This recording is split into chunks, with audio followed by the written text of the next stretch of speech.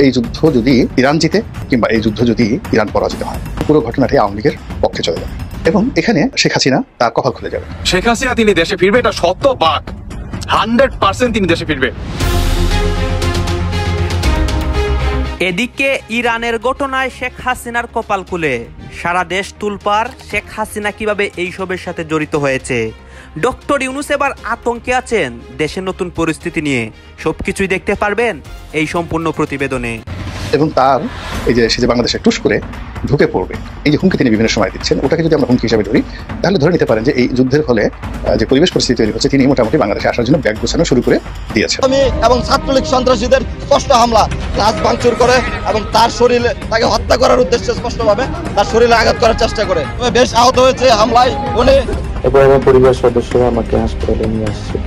অনেকে বলছেন ইরান শেষ হয়ে যাচ্ছে, অনেকে বলছেন ইসরায়েল শেষ হয়ে যাচ্ছে। আসলে যুদ্ধে উভয় পক্ষেরই ক্ষয়ক্ষতি হচ্ছে, তবে ইসরায়েলের ক্ষতিটা পরিমাণ কম।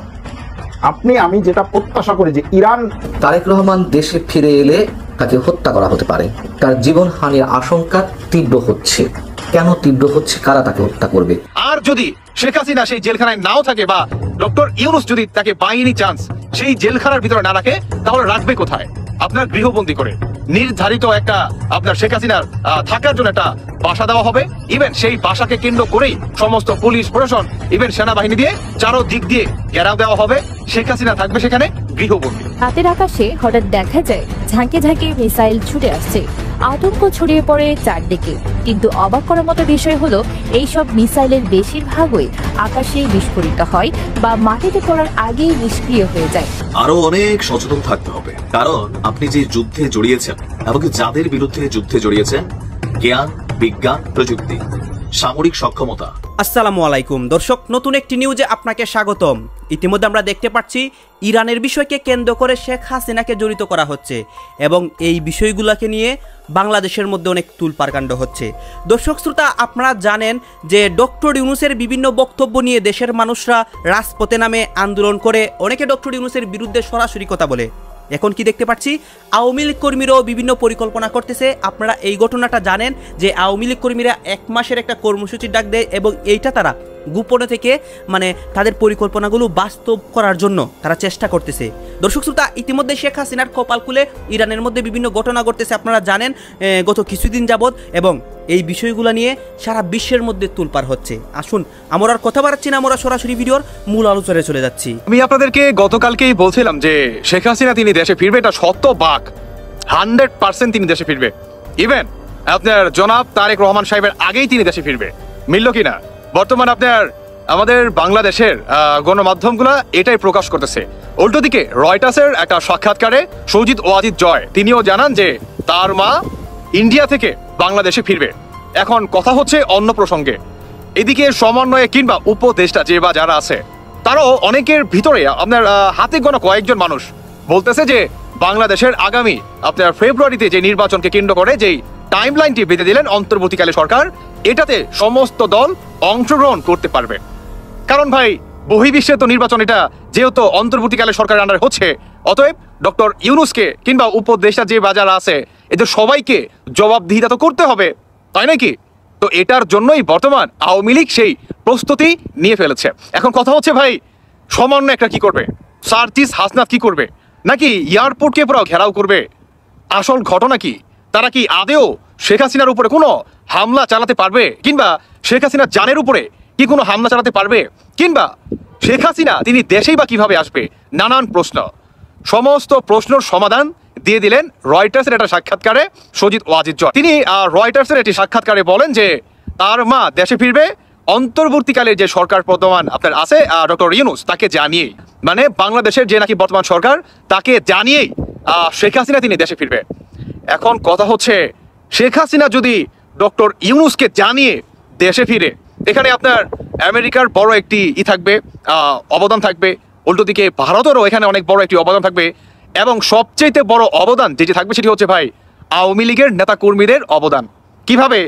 যখন নাকি শেখ হাসিনা প্রপার একদম ফাইনাল ঘোষণাটি দিবেন যে তিনি অমুক দিন দেশে ফিরবে, তার 1 সপ্তাহ কিংবা 3 থেকে 4 দিন আগে আপনারা দেখতে পারবেন যে এয়ারপোর্টকে কেন্দ্র করে হাজার হাজার না ভাই, কোটি কোটি কর্মী আওয়ামী লীগের সবাই শেখ হাসিনাকে রিসিভ করার জন্য, ইভেন শেখ হাসিনার জানের উপরে যাতে কোনো আক্রমণকারীরা আক্রমণ না করতে পারে সেটা নিশ্চয়তা করার জন্য। উল্টো দিকে ডক্টর ইউনূস তার সরকারের পক্ষ থেকে শতভাগ আপনার নিরাপত্তা দিতে বাধ্য থাকিবে।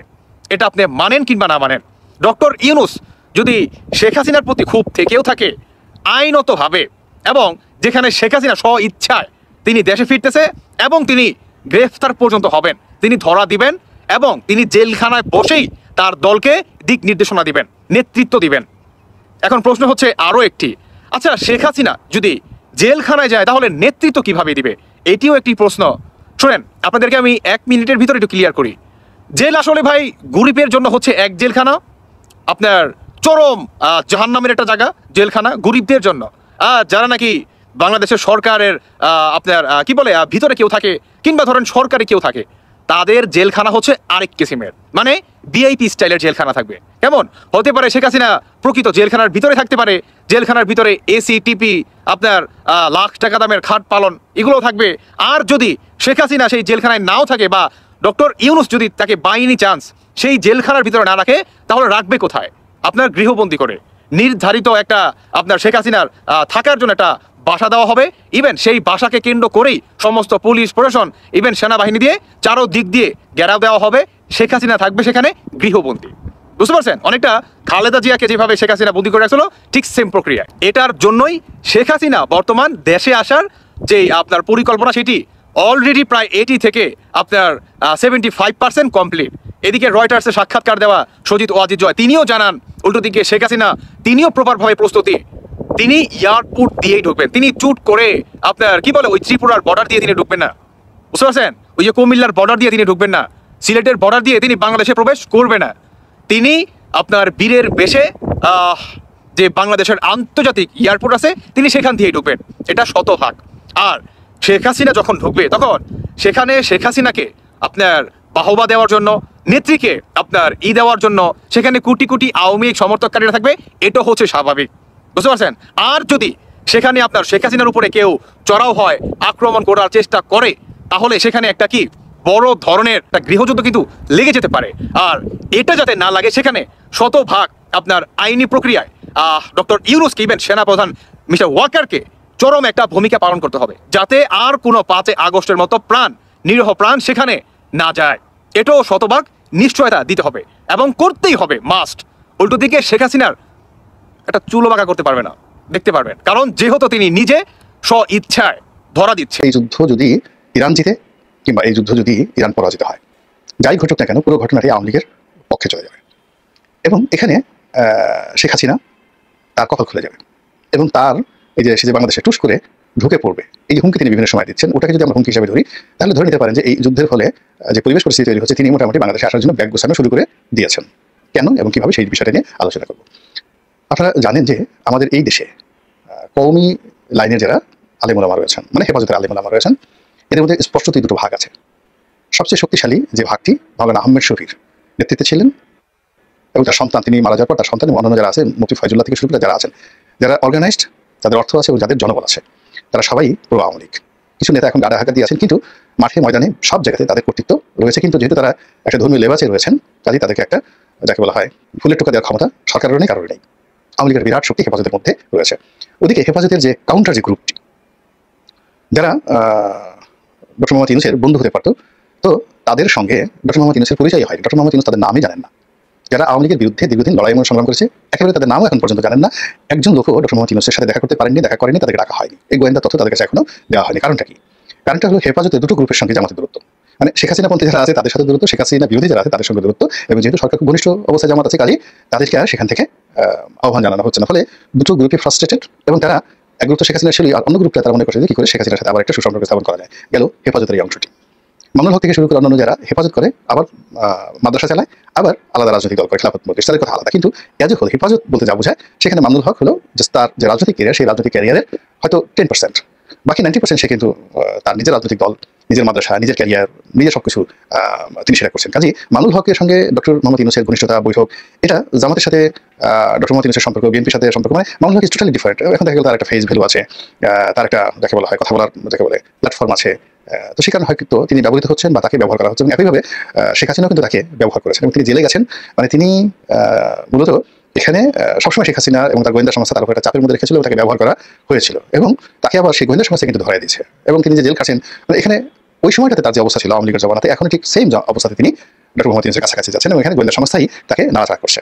এগুলো মামলার অবস্থা। কিন্তু এখানে তিনি জামাতের সাথে তার কোনো সম্পর্ক হয়নি, বিএনপির সাথে তার কোনো সম্পর্ক হয়নি, এবং তিনি হেফাজতকেও তার এই ডক্টর মোহাম্মদ ইউনূসের সাথে তার যে সম্পর্ক, এই সম্পর্কের মধ্যে তিনি হেফাজতে এখনো জড়াতে পারেনি, আনতে পারেনি। এটা হলো ঘটনা।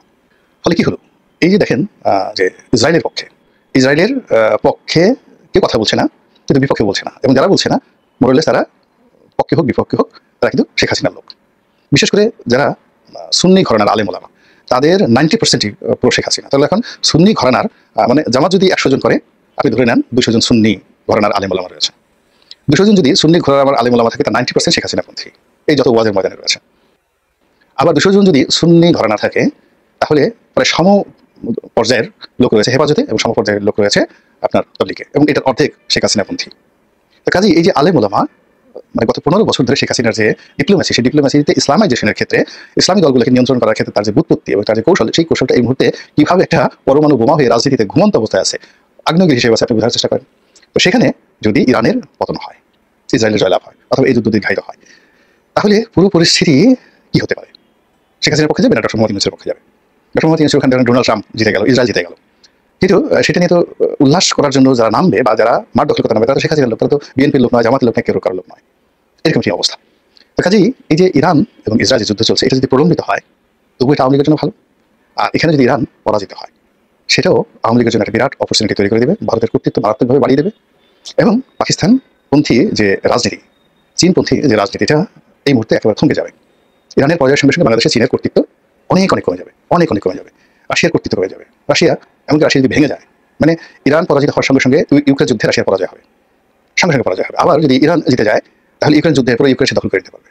মানে এই যে একটা সমীকরণ, সেই সমীকরণকে কেন্দ্র করে মোসাদ এবং র, তাদের যারা এজেন্ট রয়েছে, তাদের সঙ্গে আওয়ামী লীগের ভালো সম্পর্ক।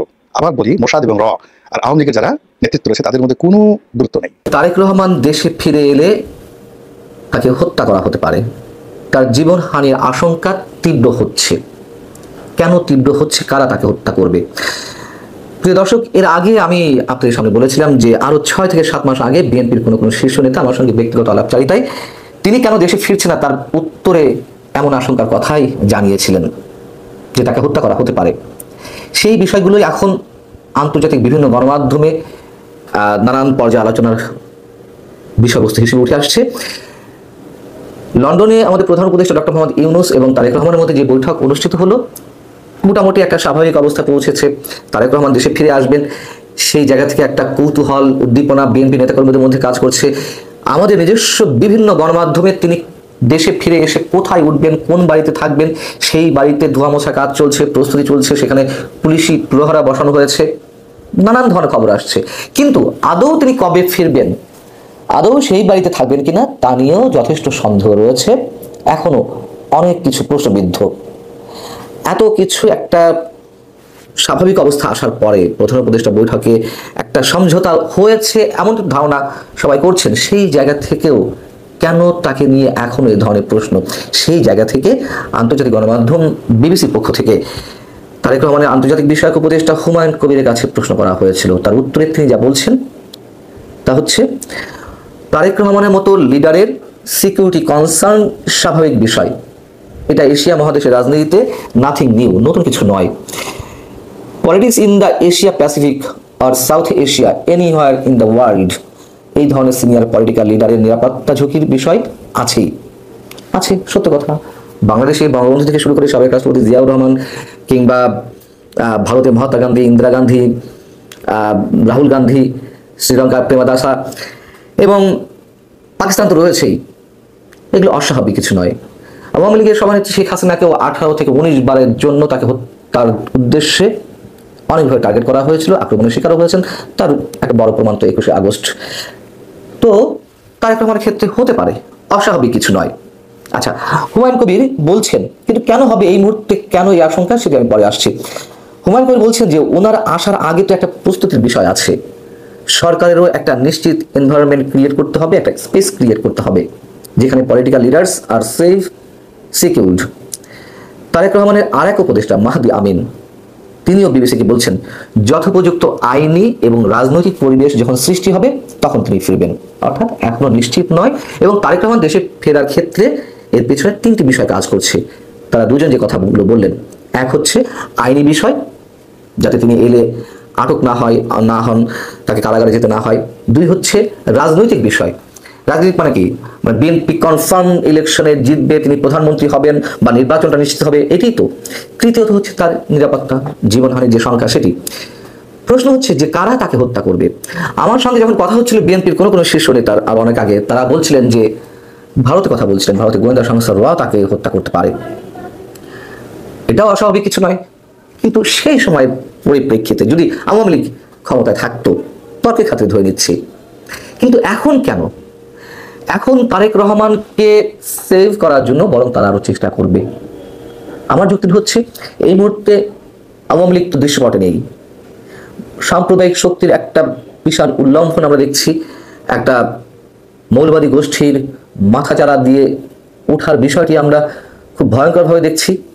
সেই জায়গায় তারেক রহমানের মতন লিডারশিপ না থাকলে জঙ্গিবাদ, সাম্প্রদায়িকতাবাদ কিংবা মৌলবাদ আরো বেশি মাথাচাড়া দিয়ে উঠতে পারে, এটা তো ভারত জানে। সো তাদের যে কনসার্নের বিষয়টি এই মুহূর্তে, সেটা তো নিরাপত্তা বিষয়। সীমান্ত এলাকায় বা তারা সবসময় যদি বলছে বাংলাদেশের ক্ষেত্রে সাম্প্রদায়িক শক্তি উত্থান ঘটছে, মৌলবাদী শক্তি উত্থান ঘটছে, সেই সুযোগটি তারা হতে দেবে না, বরং তারেক রহমানকে তাদের প্রয়োজন এই মুহূর্তে। সো তাদের এই যুক্তিটি বিএনপির যে শীর্ষ নেতারা আমার সামনে বলছিলেন যে র তাকে হত্যা করতে পারে, এই মুহূর্তে আমার সেটি মনে হয় না। তাহলে কি জঙ্গি গোষ্ঠী তাকে হত্যা করবে? হতে পারে, এটা হতে পারে, এটা অস্বাভাবিক কিছু নয়। তারপরেও এটা যুক্তিযুক্ত কিনা সে বিষয়ে পরে আসছি। এখন মহিদুল আহমেদ, রাজনৈতিক বিশ্লেষক, তিনি বিবিসিকে যেটি বলছেন, উনি তখনই আসবেন যখন ওনার দলের মধ্যে সর্বোচ্চ পর্যায়ে গ্রহণযোগ্যতা সৃষ্টি হবে এবং তার নিরাপত্তা নিশ্চিত হবে এবং তিনি প্রধানমন্ত্রী হবেন, এরকম একটি বিষয় নিশ্চিত হলে তবেই তিনি ফিরবেন। দেখা গেল একটা ইলেকশন হলো, বিএনপি ভালো করতে পারলো না বা তারেক রহমান প্রধানমন্ত্রী হতে পারলেন না, তাহলে উনি এই আরাম আয়েশের জীবন ছেড়ে আসবেন কেন, সেটা উনি হিসাব করতে পারেন। আরো অনেক সচেতন থাকতে হবে, কারণ আপনি যে যুদ্ধে জড়িয়েছেন এমনকি যাদের বিরুদ্ধে যুদ্ধে জড়িয়েছেন, জ্ঞান, বিজ্ঞান, প্রযুক্তি, সামরিক সক্ষমতা, ব্যাকআপ আর কুবুদ্ধি, সবকিছুতেই এরা কিন্তু 100তে 150। আর এরা যে 100তে 150 সেটা বেশ কয়েকবার কিন্তু প্রমাণিত হয়েছে। আর এই মুহূর্তে আমি মনে করি যে ইরানের গোয়েন্দা অ্যাক্টিভিটিস 100তে 1000 বাড়ানো উচিত। এবার এটা ড্রোন নজরদারি হোক, ইন্টারনাল যে মির্জাফর আছে এগুলাকে বের করা হোক, সকল কিছুতে সচেতন থাকতে হবে। দর্শক, ইসরায়েল ঘোষণা দিয়েছিল যে ইরানের সর্বোচ্চ নেতা খামেনিকে শেষ করে দিবে। আর এর আগে আজকে ওই যেটা কথা আছে, রাখে আল্লাহ মারেকে, ইরানের যিনি পররাষ্ট্রমন্ত্রী আছেন, এক সিংহ পুরুষ আব্বাস আরাকচি, বেসিক্যালি খামেনির কথা বলে আব্বাস আরাকচিকেই নিশানা বানিয়েছিল ইসরায়েল। কিন্তু আল্লাহর রহমতে তিনি বেঁচে গেছেন, আর এই ক্রেডিটটা টোটালি যায় ইরানের যে গোয়েন্দারা আছেন তাদের উপর। ইরানের পররাষ্ট্রমন্ত্রী আব্বাস আরাকচিকে হত্যার একটি ইসরায়েলি ষড়যন্ত্র নস্যাৎ করেছে ইরানের গোয়েন্দারা। ইরান সরকারের এক উপদেষ্টা জানিয়েছেন, দেশটির গোয়েন্দা সংস্থাগুলো তেহরানে পররাষ্ট্রমন্ত্রী আব্বাস আরাকচিকে হত্যার জন্য ইসরায়েলের যে বড়সড় চক্রান্ত ছিল সেটাকে ভেস্তে দিতে সক্ষম হয়েছে। আন্তর্জাতিক গণমাধ্যম থেকে রয়টার্স এবং আরো বিভিন্ন গণমাধ্যমে নিউজটা যেভাবে আসছে যে ইরানের পররাষ্ট্র মন্ত্রণালয়ের জ্যেষ্ঠ কর্মকর্তা এবং উপদেষ্টা মোহাম্মদ হোসেইন রাঙ্গভারান তিনি এই তথ্য দিয়ে বলছেন, সুনির্দিষ্ট নিরাপত্তামূলক ব্যবস্থা গ্রহণের মাধ্যমে এই ষড়যন্ত্রকে নস্যাৎ করা হয়েছে। একটা বড় চক্রান্ত করা হয়েছিল ইরানের ঊর্ধ্বতন সামরিক এবং রাজনৈতিক নেতৃবৃন্দের বিরুদ্ধে। দেশটির গোয়েন্দা বাহিনী অজানা সৈনিকেরা এই গুরুতর আগ্রাসী কর্মকাণ্ড ঠেকাতে সক্ষম হয়েছে। অজানা সৈনিকেরা বলতে মোসাদ, তারপর আপনি ভারতের র, আমেরিকার সিআইএ, এই যে সংস্থাগুলো, এগুলাতে আপনি হয়তো 100 জন লোক কাজ করলে চিনবেন 10 জন রে, 90 জন তারা আনআইডেন্টিফাইড থাকে। তদ্রুপ ইরানও তাদের যে গোয়েন্দা সিস্টেম বা গোয়েন্দা নজরদারি, তারাও সেইখানে আপনার এরকম আনআইডেন্টিফাইড ক্যারেক্টার দিয়া তারাও কিন্তু তাদের গোয়েন্দা নজরদারি চালাচ্ছে। এই ঘটনাটি যখন সামনে আসে তখন বলা হচ্ছে যে ইসরায়েল একটা গুপ্তচর হামলার মাধ্যমে আপনার তাকে শেষ করার জন্য পরিকল্পনা করেছিল। আর এই মুহূর্তে আরাকচিকে আরো কঠোর নিরাপত্তা নিশ্চিত করার জন্য সরকারের পক্ষ থেকে নির্দেশনা দেওয়া হয়েছে। আর আরাকচি বেসিক্যালি তিনি মাতৃভূমির একজন সৈনিক হিসাবে তাকে চিহ্নিত করা হয়, কারণ তিনি প্রয়াত কুদস ফোর্সের কমান্ডার শহীদ জেনারেল কাসেম সোলাইমানির খুবই কাছের মানুষ ছিলেন। আর বলা হচ্ছে যে আর এই ঘটনার পর মানে এখানে যেটা করা হয়েছে যে ওনার অবস্থানটা কোথায় এটাকে ট্রেকিং করে ফেলছিল। আপনারা জানেন যে গতকালকে বলছিলাম ইরানের পক্ষ থেকে একটা নির্দেশনা ছিল দেশটির সকল সরকারি কর্মচারী কর্মকর্তা বা নিরাপত্তা বাহিনীর সদস্যরা নিজেরা এবং পরিবারের তারা কেউ যেন কোনো ইন্টারনেট কানেক্টিভিটি না রাখে। কিন্তু কোথাও না কোথাও আমি বলছিলাম এটা খুবই হার্ড অ্যান্ড টাফ ডিসিশন, কিন্তু এটা রাখলে কি হবে, মুহূর্তের মধ্যেই আপনার অবস্থা নিশ্চিত হয়ে যাবে ইসরায়েল। এমনকি তারা এটা প্রমাণ করছে যে 2300 কিলোমিটার দূর থেকে তারা যেহেতু অভিযান চালাতে সক্ষম, খোদ ইরানের মধ্যেই তাদের মোসাদের এজেন্টরা প্রকাশ্যে খুল্লা অথবা গোপনে তারা অপেক্ষা করছে, একটু সুযোগ পাবে শেষ করে দিবে। আরাকচি যখন বাড়ি থেকে বের হচ্ছিলেন তখন তার পেছনে রহস্যজনক কিছু ঘটনা ঘটেছিল। এখন কি সেই ঘটনা সেটা সম্পর্কে বলে নাই, তবে বলছে যে একদল মানুষকে তারা আবারও বড় আকারে রাজপথে নামবে ছাত্র জনতা। 1 বছরের হিসাব নিকাশ পাল্টে নতুন ঘটনা ঘটাতে হবে, নতুন বিপ্লব শুরু করতে হবে, নইলে আমাদের মুক্তি নেই। দর্শক, নাহিদ ইসলামের একটা সাক্ষাৎকার আমার দেশ লেড নিউজ হিসেবে ছাপিয়েছে ফ্রন্ট পেজে, রেড কালার। প্রয়োজনে আবার দাঁড়াবো বুলেটের সামনে। বুলেটের সামনে দাঁড়াতে হবে না, রাজপথে নামলেই হবে, কারণ হাসিনা বুলেট মেরেছিল। কিন্তু আবার যদি আমরা সেকেন্ড বিপ্লব করতে রাজপথে নামি, ইউনূস সরকার হোক, কে বুলেট মারবে? কে না, ওই বিএনপির লোকজন সর্বোচ্চ ককটেল মারতে পারবে, কিন্তু কেউ বুলেট মারার সাহস করবে না।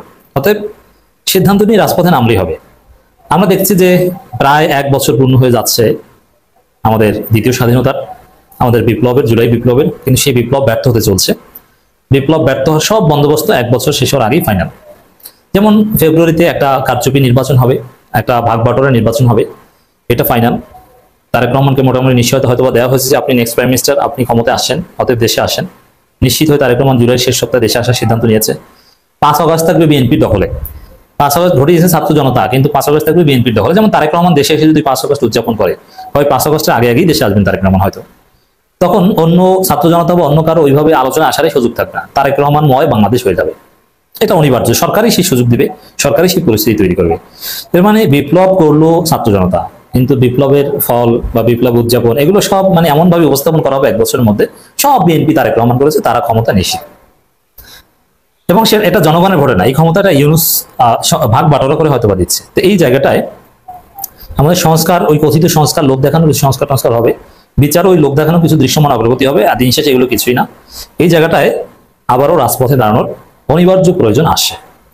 প্রয়োজনে আবার দাঁড়াবো বুলেটের সামনে, একথা বলছেন নাহিদ ইসলাম। হ্যাঁ, প্রয়োজনে আবার বুলেটের সামনে না, রাজপথে দাঁড়াতে হবে, আর একটা বিপ্লব করতে হবে, যে বিপ্লবের মধ্য দিয়ে বিপ্লবী সরকার কায়েম করতে হবে, হাসিনার সংবিধান বাতিল করতে হবে, সংস্কার নিশ্চিত করতে হবে, সেনাবাহিনী সংস্কার করতে হবে, এক্সিস্টিং কাঠামো সব ভেঙে নতুন বাংলাদেশ করতে হবে। আমরা যে নতুন বাংলাদেশ 2.0 ইউনূস বলেছেন এক সময়, রিসেট বাটন বাংলাদেশ 2, মানে এগুলো আসলে কিছু হয়নি। এগুলো সব সেই বাংলাদেশ ওল্ড হয়ে যাচ্ছে। এখন নতুন বাংলাদেশ বাংলাদেশ 2 না, বাংলাদেশ ওল্ড হয়ে যাচ্ছে। বিএনপির কারণে পারেনি, এখন বিএনপি এটা করবে, এটা তো ছাত্র জনতা বুঝতো না। এই জন্য আগামী যে বিপ্লবটা হবে, এই বিপ্লবটা বিএনপির দুর্বিসন্ধি ষড়যন্ত্র এগুলো মাথায় রেখে হবে। দর্শক, আমার দেশের সঙ্গে সাক্ষাৎকারে নাহিদ ইসলাম, সেনাপ্রধান অন্তর্বর্তী সরকারের অঘোষিত চুক্তি কাজ করেনি। দেখেন, সেনাপ্রধান অন্তর্বর্তী সরকারের অঘোষিত চুক্তি কাজ করেনি, মানে কথা দিয়ে কথা রাখেনি, খুব সিরিয়াস। এর মানে কি, সামনে আমাদের আরো অনেক কিছু করণীয় আছে। সেনাপ্রধানের গাদ্দারির কারণে হয়তো আমাদের বিপ্লব পূর্ণতা পায়নি। আওয়ামী লীগকে, সফট আওয়ামী লীগ, রিফাইন্ড আওয়ামী লীগকে রিপেট্রিয়েট করার প্রজেক্ট তিনি নিয়েছেন ঘোষণা দিয়ে, আর নানান বিষয়ে। এই যে আমি একটা আলোচনায় বলেছি, আপনারা শুনেছেন হয়তো, অনেকে না শুনলে শুনবেন, যে আগামী নির্বাচন ফেব্রুয়ারিতে হবে না, কখন হবে, না সুষ্ঠু হবে, না কারচুপি হবে, এগুলো নির্ভর করে সেনাবাহিনীর উপর। তারা চাইলে কারচুপি হবে না, তারা চাইলে কারচুপি হবে, তারা চাইলে বাগবটরা হবে। এটাই হচ্ছে ফাইনাল কথা। আমি নানান যুক্তি দিয়ে বা নানান অ্যানালজি দিয়ে, এক্সাম্পল দিয়ে, তথ্যপত্র দিয়ে বুঝিয়েছি যে এটা কেন। তো এই জন্য যেখানে নাহিদ বলছেন যে সেনাপ্রধান অন্তর্বর্তী সরকারের অঘোষিত চুক্তি কাজ করেনি, মানে সেনাবাহিনী কথা দিয়ে কথা রাখেনি, সেই জায়গাটায় আগামীর বাংলাদেশে আগামী যে 5 আগস্ট আসবে, এই 5 আগস্ট হবে পরবর্তী 1 বছরের টার্নিং পয়েন্ট। গত বছরের 5 আগস্ট 1 বছরের টার্নিং পয়েন্ট ছিল, এই বছরের 5 আগস্ট হবে আরেক বছরের টার্নিং পয়েন্ট। সেকেন্ড রেভলিউশন করতে হয় 5 আগস্ট, নাইলে আমাদের মুক্তি নেই। ডিজিএফআই, র্যাব, গুম কমিশন নিয়ে নানান সন্দেহ সংশয়, মানে তাই তো বলি, টাকা কোথায় যায়, কেন এত ঘন ঘন সুইজারল্যান্ড সফর? হ্যাঁ, পৃথিবীতে এত দেশ রয়েছে, এত সুন্দর সুন্দর চমৎকার সব দর্শনীয় স্থান রয়েছে, পর্যটকদের জন্য এত ভালো ভালো জায়গা রয়েছে, সবকিছু বাদ দিয়ে দুই আসিফ নামের লোকটা একটু বাটপারি হয়। আমার একটা ছোট ভাই আছে আসিফ নাম, এও মারাত্মক লেভেলের বাটপার। 2024 সালের 21 জুন সুইস ব্যাংকের বাংলাদেশিদের অর্থ 68% কমেছে নিউজ করেছিল দ্য ডেইলি স্টার। তৎকালীন সময়ে ক্ষমতায় ছিল বাংলাদেশ আওয়ামী লীগ। তার ঠিক 1 বছরের অধিক সময় পর 2025 সালের 19 জুন সুইস ব্যাংকে বাংলাদেশিদের আমানত বেড়েছে 33 গুণ। আরে টাকা, এখন তো বাংলাদেশে আওয়ামী লীগ সরকার ক্ষমতায় নাই, এখন তো শেখ হাসিনার লুটেরা সরকার ক্ষমতায় নাই, এখন তো সালমান এফ রহমান নাই, এখন তো হাসান মাহমুদ নাই, ওবায়দুল কাদের নাই, নানক নাই, নাসিম নাই, কেউ নাই। তাহলে কেন এখন 33% বৃদ্ধি পেল আমানত? কেন অতিরিক্ত টাকা সুইস ব্যাংকে পাচার করা হচ্ছে? কারা করছে? কোন মাধ্যমে করছে? কেন করছে? তারা না বাংলাদেশকে অনেক বেশি ভালোবাসে? ক্ষুধাহীন, দারিদ্র্যহীন, বৈষম্যহীন বাংলাদেশ বিনির্মাণের লক্ষ্যে এই জুলাই আগস্টের অভ্যুত্থান ঘটিয়েছিল। তাহলে এখন কেন টাকা পাচার হচ্ছে? এখন কেন সুইস ব্যাংক বাংলাদেশিদের টাকায় ফুলে ফেপে উঠছে?